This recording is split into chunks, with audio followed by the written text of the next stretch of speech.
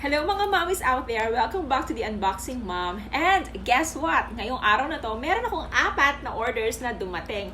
Pero hindi ko lahat i-unbox ngayon kasi baka malito tayo kasi iba-iba yung mga dumating. So I'm gonna do different videos na lang dun sa mga dumating na orders ko. Pero sa ngayon, let's start with this one.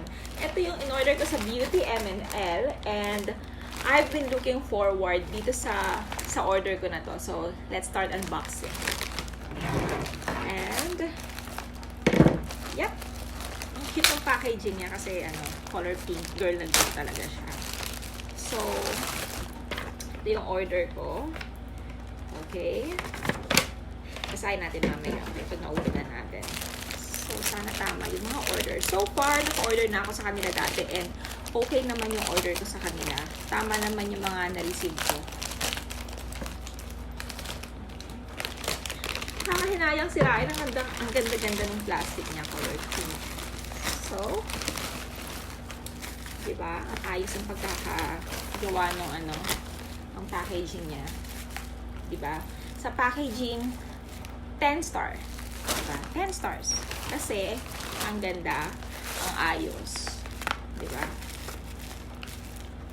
Okay. So, itong mga product na to, mga mommies, mga nagamit ko na sila dati. Pero, ewan ko ba, bakit tumigil akong gamitin? Tapos naalala ko, nga pala, no? Bakit hindi ulit ako bumili? Kasi maganda naman siya sa face, eh. So, eto na siya. And this is the Aloe Vera Soothing Gel. Sa Nature Republic ko to nabili. Ito namang isa. Actually, same sila. Pero ito isa, mist.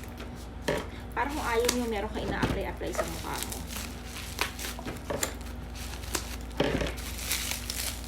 Okay. So far, tama yung mga dumating. So, ito yung isa. Okay. So, itong tub, bili ko dito is 245 pesos. Tapos, ito namang mist, 275 pesos siya. So, ang total is 520 plus shipping fee na 50 pesos. Ang total na nabili ko is 570. So, yeah. Ito yung dalawa na yon. And, I'm so excited to try them out. So, yun lang. See you on my next unboxing. Bye, everyone!